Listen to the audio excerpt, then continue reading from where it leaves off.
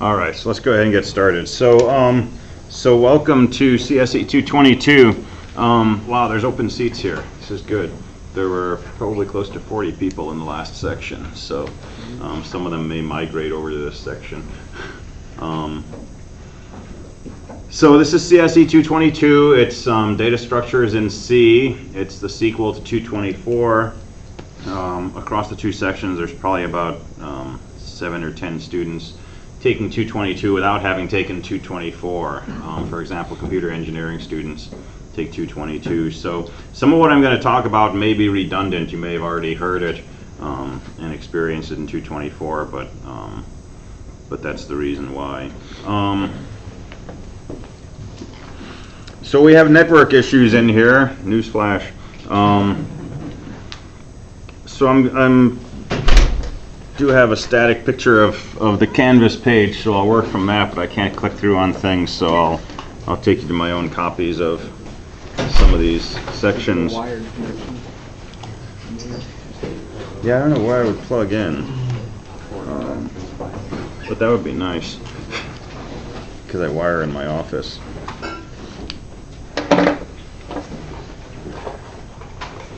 All right, so let me start off with note taker. So I've been asked to read the following announcement in class. So DSS, that's the Disability Support Services Office, is requesting your assistance in locating a volunteer peer note taker. A student in this class has a documented disability that impacts his or her ability to take comprehensive lecture notes. The DSS office is requesting that someone, preferably 2 of you, volunteer to share your notes. You do not have to do anything different than you would do for yourself unless you choose to. So the DSS office will provide you with a packet of this carbonless paper that basically you write your notes on here and it automatically makes a copy on a second sheet. After you've completed the class for the day, you keep a copy and you give the student with a disability the other copy. Okay, so it's very simple. If you take notes by paper, you just do it on this paper and you're good to go. If you prefer not to do this, if you want to write in your own notebook, your own paper and stuff, you can take your notes to the DSS office and they'll make copies for you, but that's a little less convenient because you have to go over to Geyser Hall.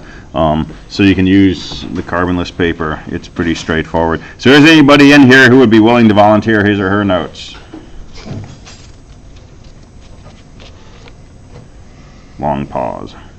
Okay, so if you're interested but you're not sure what the requirements are or you have questions, you can talk to the DSS office over in Penguin Union Building Room 13, or you can talk to me for more information and we can figure that out. It's a pretty straightforward process. Like I say, you get a stack of paper and you just take your notes on here and then just give the copy to the student after class.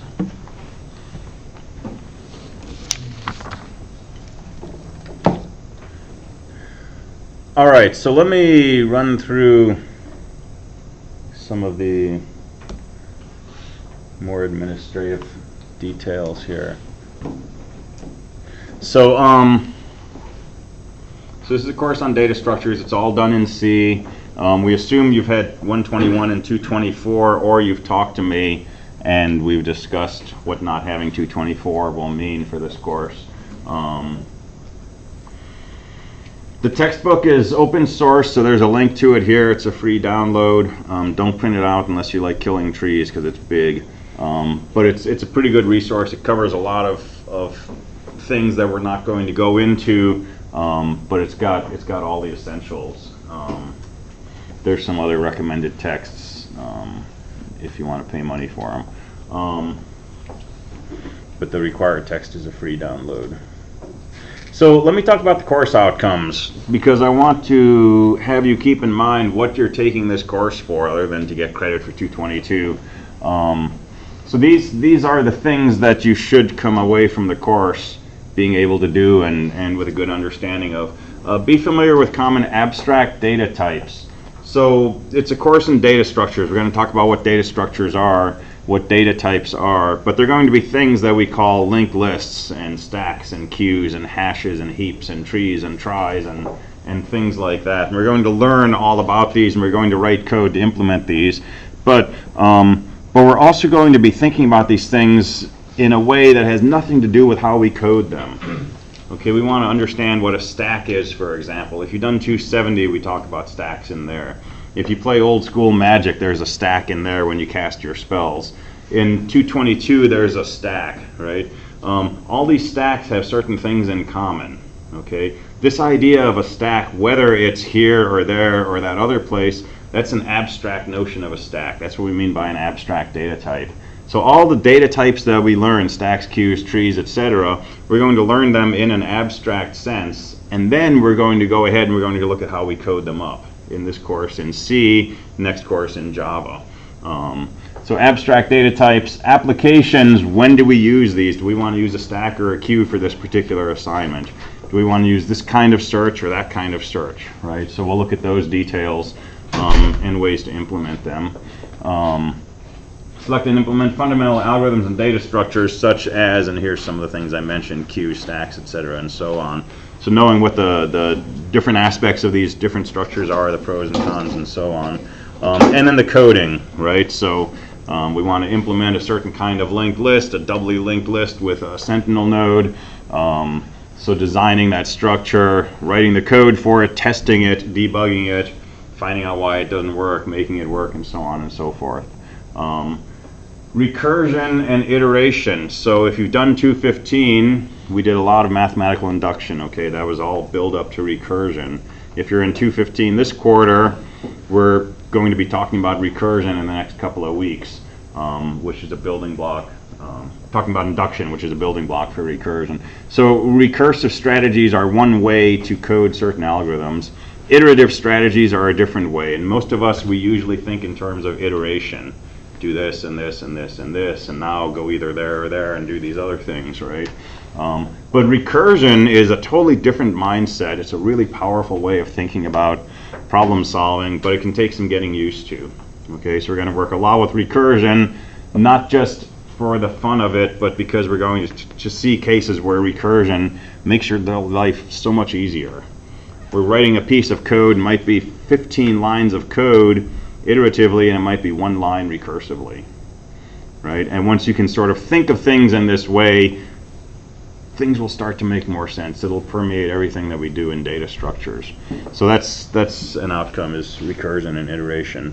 We'll spend some time talking about sorting and searching algorithms. So we've done bubble sorts in a number of classes, but there's lots of different ways to sort data. Different behavior with respect to the size of the data, the type of the data, how well it's sorted to begin with, and so on and so forth. Why would we choose one sort method versus another? So we'll play around with that for at least a week.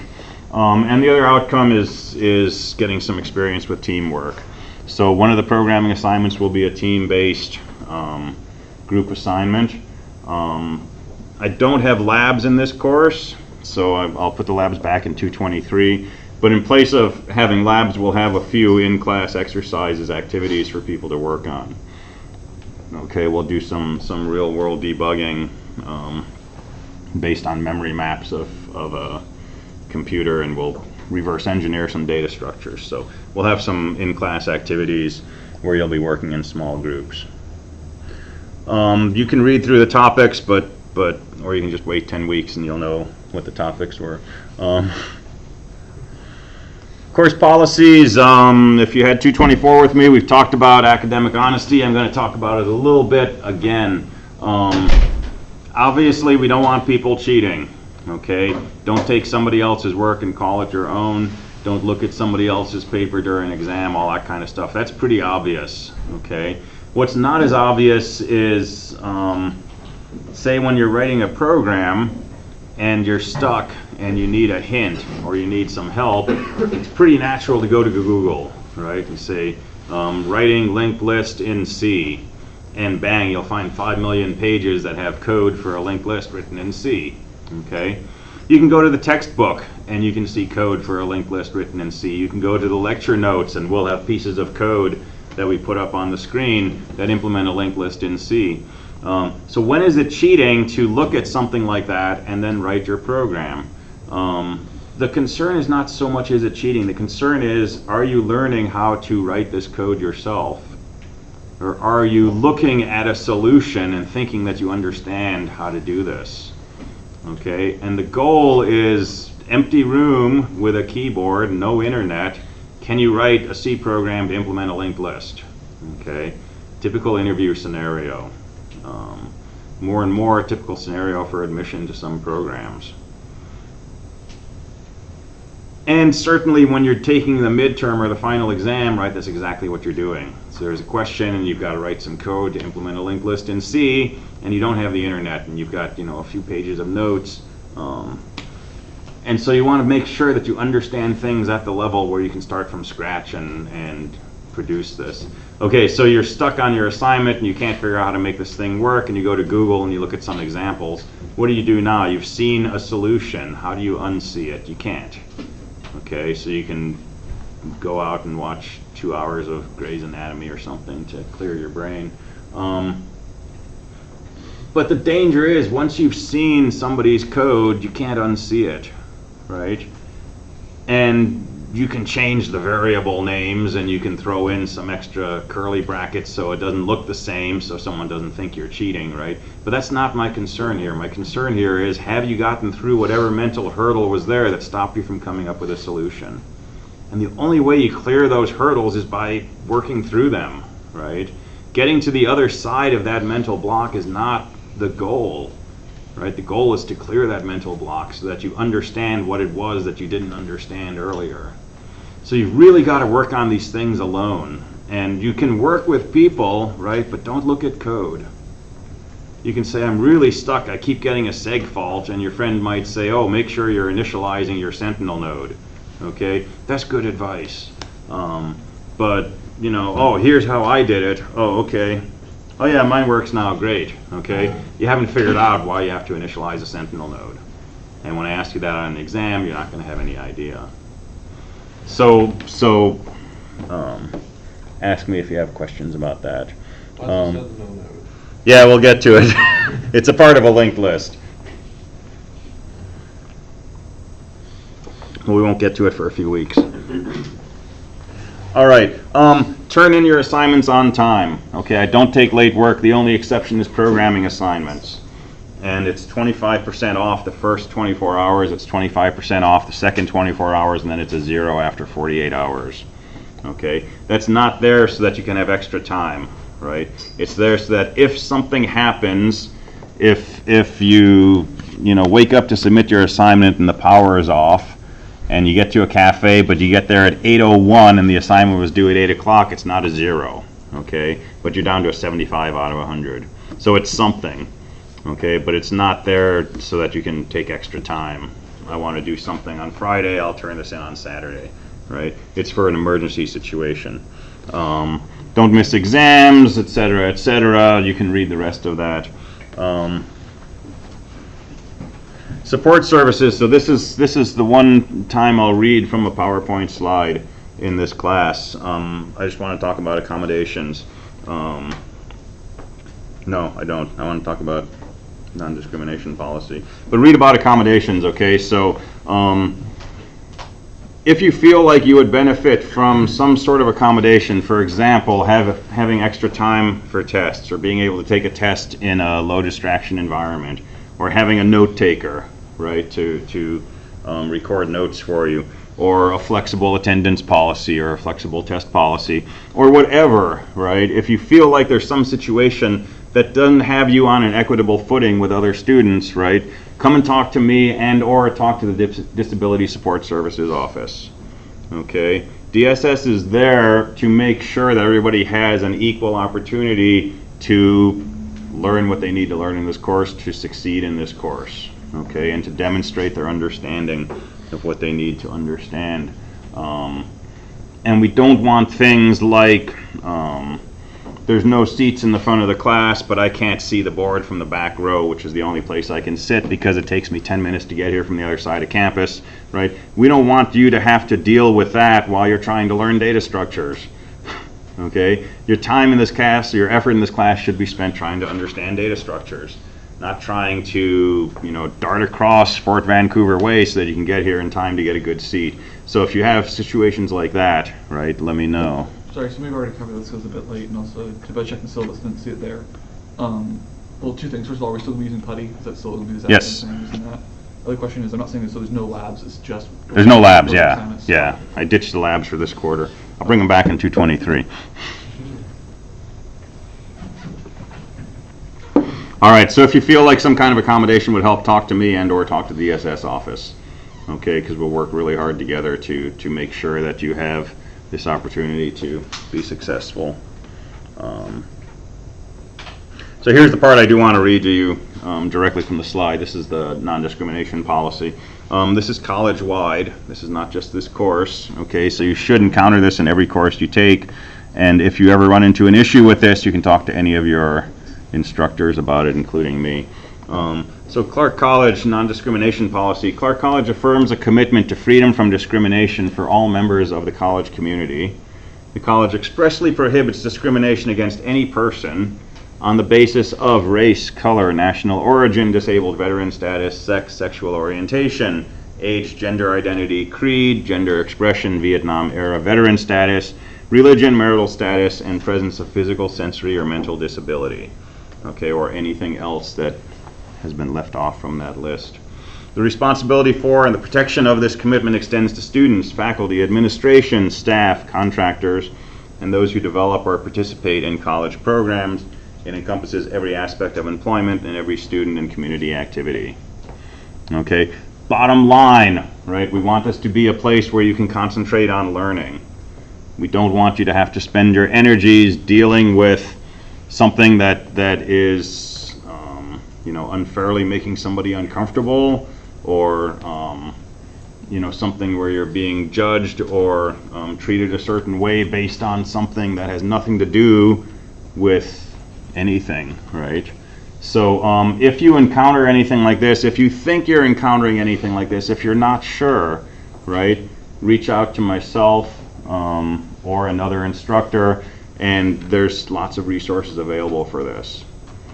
And you don't have to even be sure that something's going on. If it just feels like something is a little weird, right, you can come and have a conversation with me. And I've gone through this on occasion with other students where something was being said to someone and it wasn't really over a line, but they weren't sure and so on, right?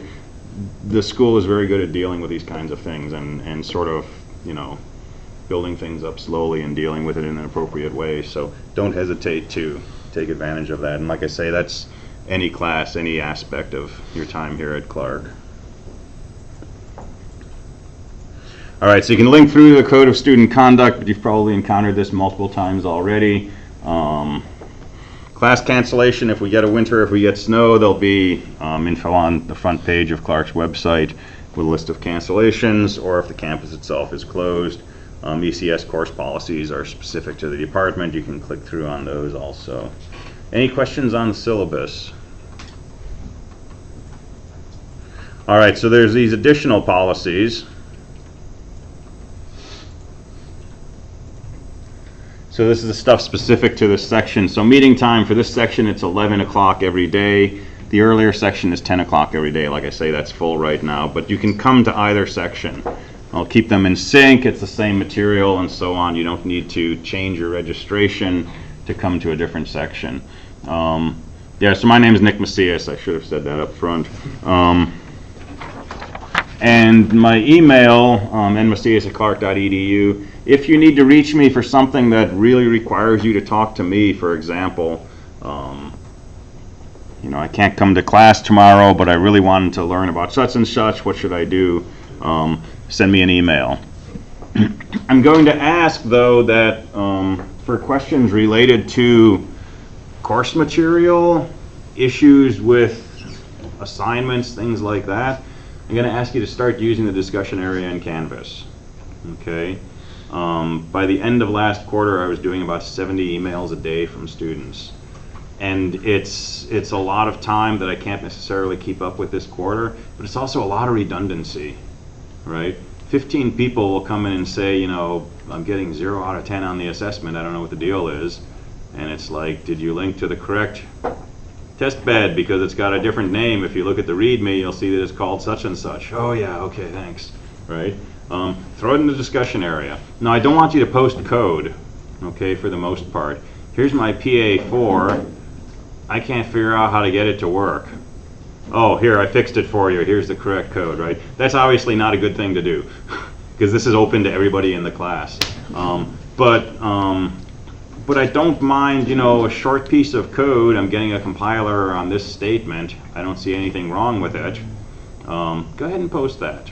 See what other people have to say. If I look at something and it's like, I really don't want this posted, I'll go ahead and remove it, right?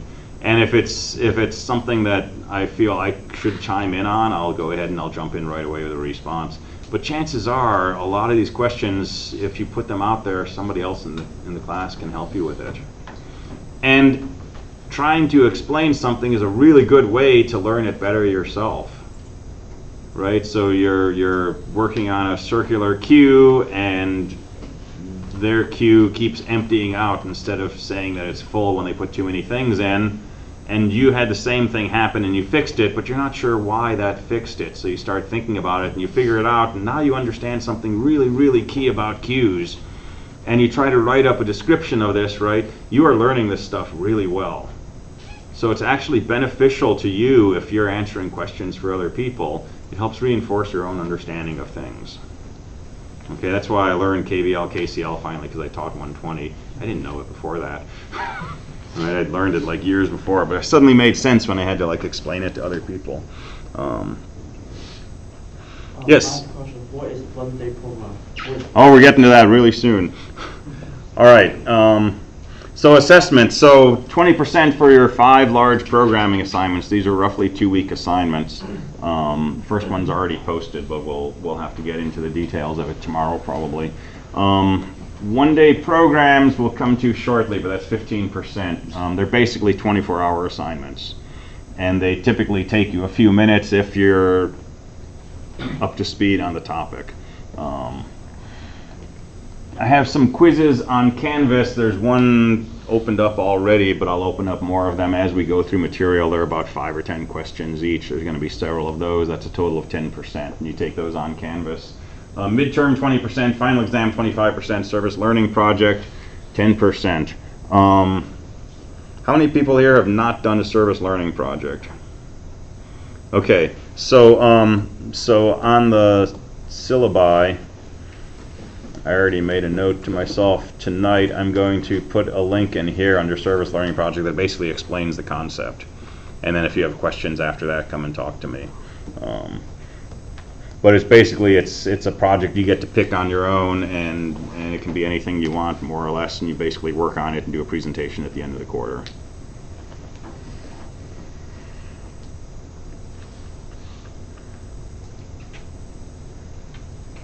All right, I'll let you read the keys to success. This is rehashed from 224 and probably from other courses, but go through those. Let me talk about these though. Okay, so a big part of 224 and a big part of this course is this idea of breaking big problems into smaller problems. Okay, we use the term modularization in 224, but that's really just a fancy way of saying take a big problem, put it into smaller problems. Solve those, put the solutions together to get the solution to the big problem. How do you solve those smaller problems? Break each of them into even smaller problems. Make those pieces, put them together, right? And how do you make those even smaller pieces? You might do the same thing, right? And eventually you're doing nothing. You're just taking things that already exist, like printf or scanf, and you're putting them together in different ways, right? This is the whole name of the game. This is what we want to do in here. This is what you're doing as a computer scientist or a programmer. You're learning how to take problems and break them down into sub-problems. So we're going to spend a lot of time thinking about breaking things into subtasks, and we're going to spend a lot of time testing things as we go. Right? If here's the problem we're trying to solve, we break it into these 3 main pieces. Before I start putting those 3 pieces together, I want to be absolutely certain those 3 pieces work perfectly. So you're going to test the heck out of them. You're going to write a separate main program that just tests this piece, throws a bunch of different conditions at it, checks the result, makes sure it's perfectly correct. And once you do this and you're convinced this piece is correct, you never have to look at that code again. Right? So now when you put those pieces together and you're debugging this next level of code and it's not working, you shouldn't have to go and look at the code that makes up these pieces and say, wait, did I do this right? Should that be a plus or a minus, right? That piece should be completely working. All you have to do is look at how did I put these pieces together, right? And this is how you can make a program with a few thousand lines of code in it and actually debug it without having to go through thousands of lines of code, right? Because you've modularized, because you've broken it into these pieces that you understand, that you've documented, right? That when you look at this piece of code, it's got something in the beginning that says, here's the inputs, here's the outputs, here's the side effects, here's the assumptions, right? And you don't have to actually look at the C code, right? You know how to use it. So, so writing test code will be a big part of this course. And again, as with 224, I would like you to stick to working in a Unix environment. Okay, so our work here is done on a Linux server, and I'll give you information for that in a second. But I'd like you to stick to working in that environment. You can use code blocks, you can use Visual Studio, you can use Eclipse, you can use all these other things, and they color code and they check your syntax for you and they do includes for you and stuff like that. That's great when you're being paid to write code. Okay, it's not so great when you're trying to learn how to write code because it's doing a lot of the work for you. And guess what? When you're on your exam and you're trying to write a piece of code, you don't have Visual Studio there. And so it's number sign includes something. I don't remember what, right? So you can get the practice for free by just sort of making sure you're working at the command line in a Unix environment. And again, that's something that you'll bump into in interviews, for jobs or for admission to institutions and so on. Okay, exams, closed book, open note, 4 double-sided pages allowed. I don't intend that to be a limiting factor. I just don't want to do open book because the book is huge and I want you to actually learn this stuff. So I actually had a quick question about that because I'm trying to do digital notes this time. Okay. To take care of. Would it be okay if I printed out 4 pages of notes from digital notes? Sure. Okay. Yeah, so those 4 pages can be written, they can be printed. You could take the entire book and reduce it to like tiny little font and bring a magnifying glass. I'm not going to object to that, right? It's not that I'm trying to limit how much information you have, it's that I'm trying to encourage you to learn this stuff, not rely on it being written down. Okay, so that should be plenty, but yeah, you can print it out from digital. Okay, and we'll talk more about programming styles and stuff like that when we get to the programming assignments. So let's talk about one-day programs. So the basic idea of one-day programs is to give you a way to measure your understanding of whatever we're going over at this point in the course. Okay, so for example, we're building a linked list. We'll talk about what linked lists are. We're building a linked list and we want to use this kind of structure for a node. Okay, you'll see a one-day program assignment pop up the next morning at 8 o'clock which says, write a function that does such and such, and it'll be a function that will do something that we just finished talking about in class, or we're going to talk about that day in class. So the ODPs, the one-day programs, are these short programming assignments. They may be 5 or 10 lines of code that you write, and you can have them graded automatically. So there's an assess command. You can say assess, here's my executable program, here's my source code program, and it will bring you into a system. You can say grade my assignment and it'll say you got 7 out of 10, right? And you can do this as many times as you like. So you can go back and you can say, okay, so what's wrong in here? I only got 7 out of 10. Oh yeah, I should have done this. You can make a change, reassess it, grade it. It says you got 9 out of 10. Okay, that's better, right? And you can keep doing this until the assignment's closed. So typically it opens at 8 in the morning, it closes at 8 o'clock the next morning. So it's 24 hours. I post the ODPs at 8 in the morning. If you have time before a class to look at the ODP, that's ideal. If you don't, typically the beginning of class, we'll go through the ODP together. I'll bring it up here, we'll talk about it, I'll tell you what I'm expecting, I may give you some hints to help you with it and so on. That's the time to think about how you're going to do this and to ask questions. Okay? And it's a one-day assignment, it's not 2 days, so you can't come back the following day and say, okay, I don't understand what you're asking me to do. Okay? The time to ask that question is when we're going over it in class. So you need to actually follow along with what we're discussing think about the ODP, think about, can I do this, right? So at that moment in class when we're going through this, that's when you got to start trying to solve this problem, assuming you didn't get to it between 8 and 11. To go home and then 10 o'clock at night, read the ODP assignment and say, I don't understand what it's asking me to do, it's too late, right? The time for that was in class when we were going over it. So now you're at the point where you're going to try to send me an email and maybe I'll get to it, maybe I won't, or you start talking to other people, or you start trying random things, right? And this becomes a major time suck and a discouraging expenditure of energy. So you want to think about these things in class while we're going over them. Okay, which assumes that we're going to have an internet, which we didn't last period, but we'll see if we have it this period. And you can assess your ODP as many times as you like until the deadline, and whatever the last assessment is that you did, that's the grade that'll go into Canvas. So you can keep trying, you can try 500 times if you want, and when you get up to 100%, right, that's the one that'll go into Canvas. If you try something else and the last time that you tried it you got 20%, that's what'll go into Canvas. So don't just try something just to see if you can break your code and then leave it, right? Make sure the last time that you ran it, you got the grade that you want, okay? Because it's always the latest grade that'll get recorded. So we'll go through ODP 201 in a second.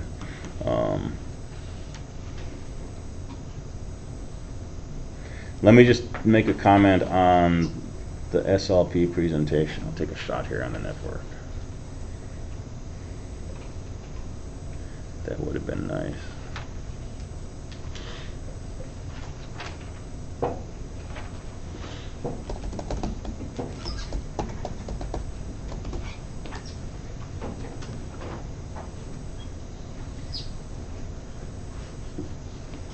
All right, so the SLP, you work on it throughout the quarter. There's a presentation the last Tuesday of the quarter. So this quarter, that is March 13th, 3 o'clock to 5 o'clock p.m. in the digital lounge over here.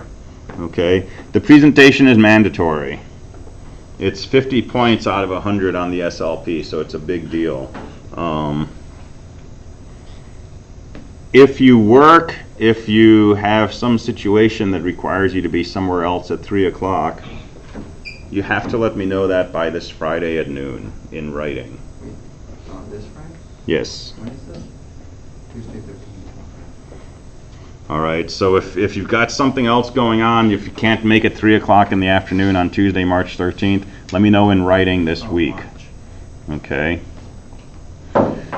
If I don't hear from you in writing and it comes down to the week of the presentation, you say, oh, I can't make it, I've got to work, right? It's going to cost you 50 points.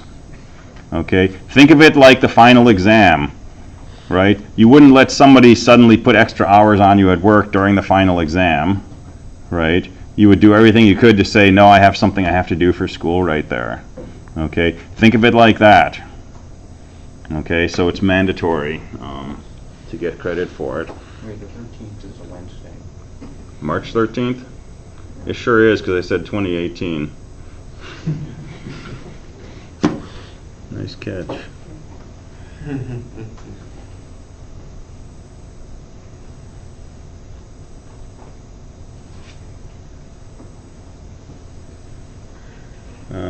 March 12th.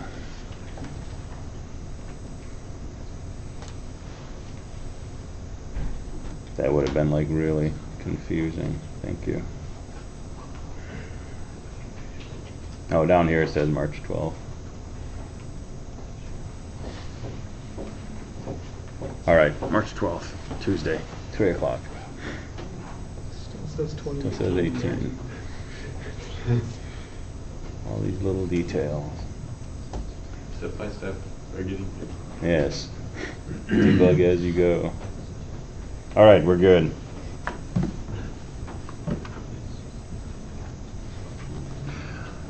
All right, questions on that? All right, let's talk about one-day programs. So the first ODP is posted, and this one is actually a 2-day program because some people don't have accounts yet. Oh, let me talk about Linux access first. That's more important. So the Linux server is linux.env engrcs.com.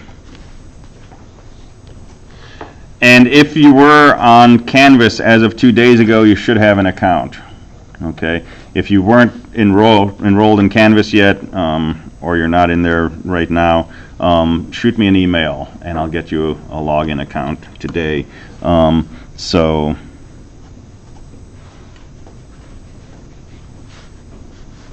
well, I'll just use my name. So my name is Nick Macias.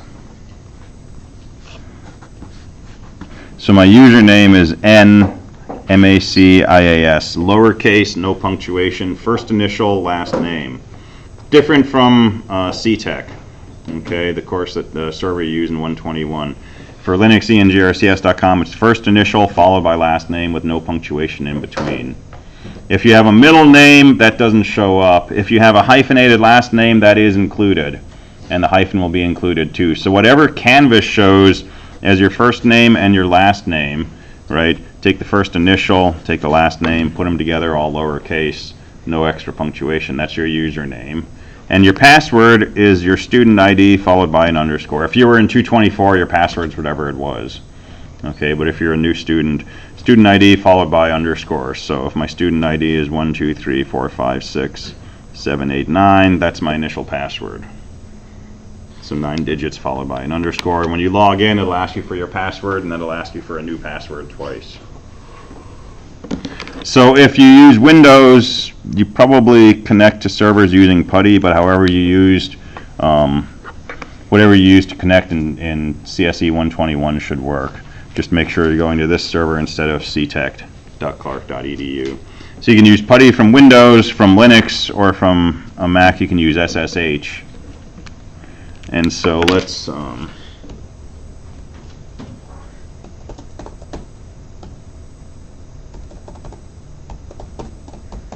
try that here. So my name is Tom Esther or something, I guess. So your username at linux.engrcs.com. Let's see if we have a connection. The internet's even worse than last semester. I'm trying. It was last period. It's every like second it disconnects. Yeah.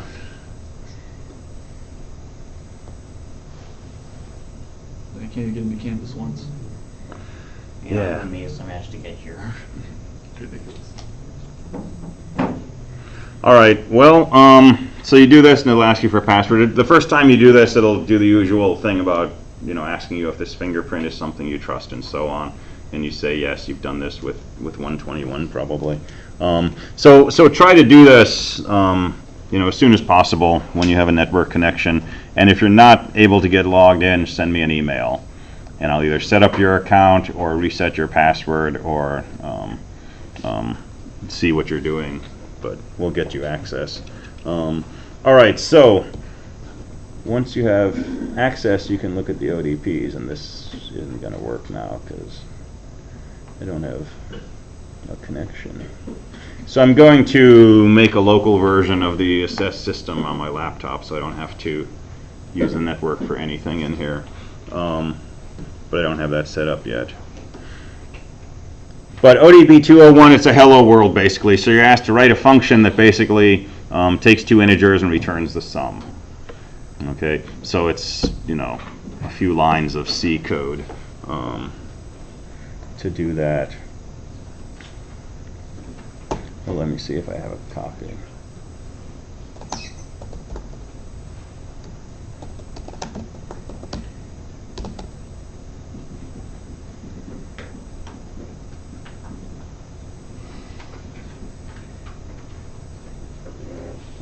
Nope.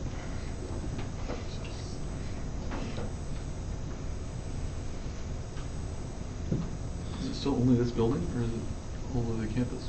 I don't know. I have a hard line in my office, so I'm a little insulated.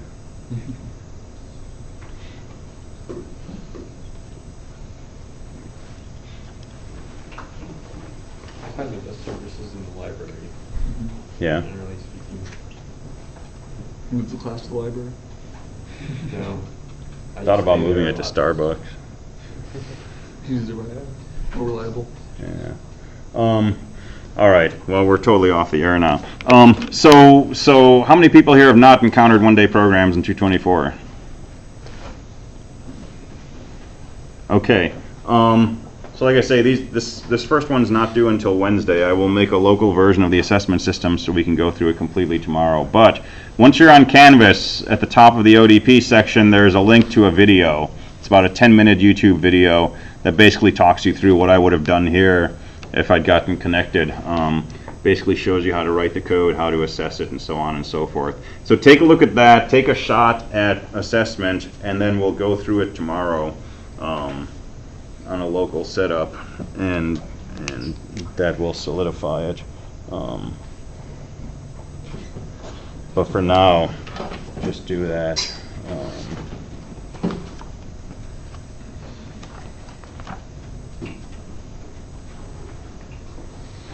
All right, let me switch gears and talk about the 224 final. So, in grading the 224 exam, I usually make notes of things that jump out at me, things that I'm seeing people doing or not doing that I think are worth mention. And these are not things that are necessarily wrong per se, but they're things that suggest possibly a difference in understanding of what's going on. And so I want to suggest some things here just to sort of keep in mind and help you sort of like streamline and stylize your code.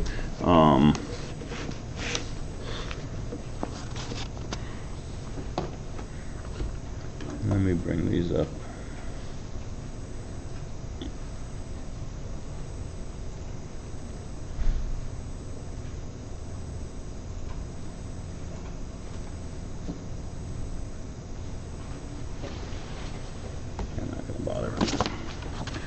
We'll just go from here.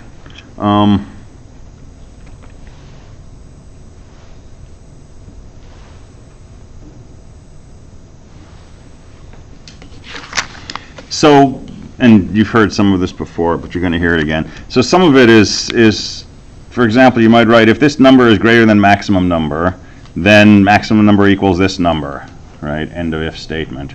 Right? Pretty clear what's going on, right? I'm comparing a number to a maximum, and if that number is bigger, I'm changing my maximum to be that number, right? But I'll see code like this. If $A is greater than $X, then do such and such. And what is A in here and what is X in here, right? And if you're only doing this in one spot of code, that's not too bad, but when you've got a whole page with 30 lines of bash code, and somewhere down here you're trying to get to your maximum variable, and you got to remember, is it A or is it X, or is it A1 or A2 or A0, right? I saw a lot of mistakes where people were basically misunderstanding their own code and calling something maximum number or this number or next number or something might have helped, right? On an exam you may be time crunched, but certainly when you're writing programs, use meaningful variable names. Right? Use comments, use things that make sense. Don't rely on your memory, because 6 months from now when you come back to this because you're getting ready to take a class at WSU and you want to remember how you made a linked list, don't rely on your memory for what X and Y are, right?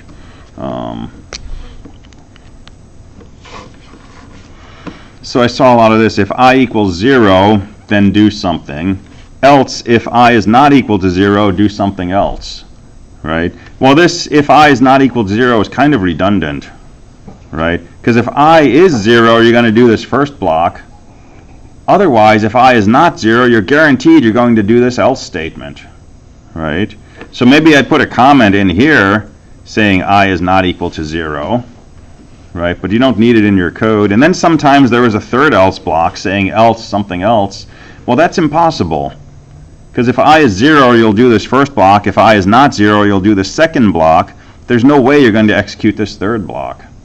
And if you've got important code in here, you've got a logical error, right? And just kind of looking at the structure of this without paying attention to what's actually happening in these blocks tells you that I've got a problem in my code somewhere, right? There's something that I was thinking about one way, and maybe I went away and I came back and I finished writing the code a different way, right? Same thing here. If I equals 0, do this. Else, if I is not equal to 0, do that. You could just say else, right? If I is less than 2 or I is greater than 2, well, you could just say if I is not equal to 2, and this is probably what you really meant, right? Now, logically, it's exactly the same thing as this.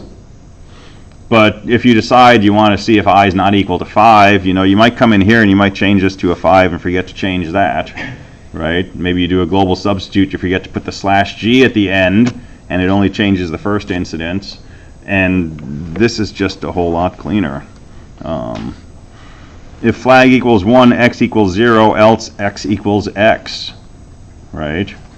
That's not wrong. It's not going to break your code, but it's going to raise eyebrows during an interview, right? And it's going to lead to a lot of questioning, right? X equals x does nothing. And so why do you have any of this in here at all? And it's as if people think that if you've got an if statement, you got to have an else statement to go with it. You don't, right? The else is completely optional.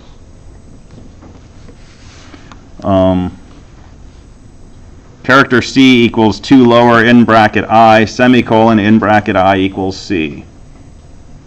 And you're deliberately making a temporary variable to save the result of this and then storing it right back in there. It's no different from saying y equals x plus 1, x equals y, instead of just saying x equals x plus 1. And again, it's not wrong. Yeah, it costs a little bit of memory, nobody cares today, but it's going to raise questions, right?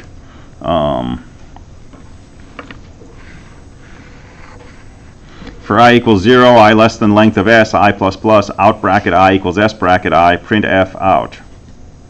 That works, but why didn't you just say print f s bracket, print f s?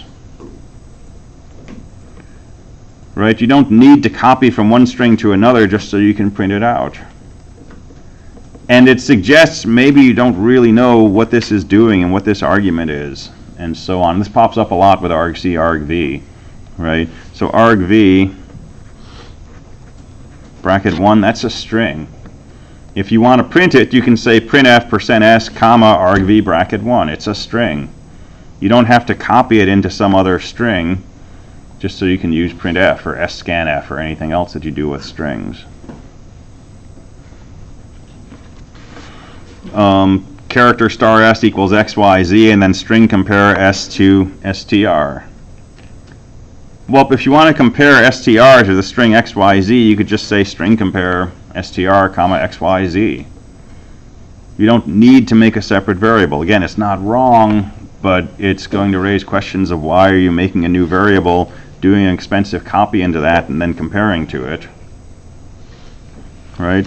So so I still have your 224 exams, and I encourage you to come by and look at them because they're filled with, comments along these lines, things that might not have cost you points, but things that I'd like you to think about and examine your own understanding of why you did something a certain way and see if there's some way you can enhance that understanding. So this is posted on Canvas also. You can read through this on your own and ask me questions about it, or come in and talk to me about your exam. This is the one I want to mention because about 50% of the class did this at one place or another during the final exam. They did something like if x is not equal to 1 or x is not equal to 2. And this is always true, right? If x is not 1, this condition is true. If x is equal to 1, then x is not equal to 2, and this condition is true. And since you're ORing them, this if statement is always true. You may as well say if 1 equals 1, right? And about half the class did this at one point or another, right? And it's simple. It's just using an or instead of an and, right? So it's not a fundamental misunderstanding, but it's something that popped up enough that I think it's habitual, and I want to break the habit, right? Make sure that with statements like this, you're thinking about what do I want to do, and does this actually do it? So you can read through all that on Canvas and ask me questions about it, and or like I say, come by and look at your 224 exam. Okay, so tomorrow we will run through ODPs. in actual code, and then we'll go ahead and we'll start talking about linked lists. So beginning of data structure.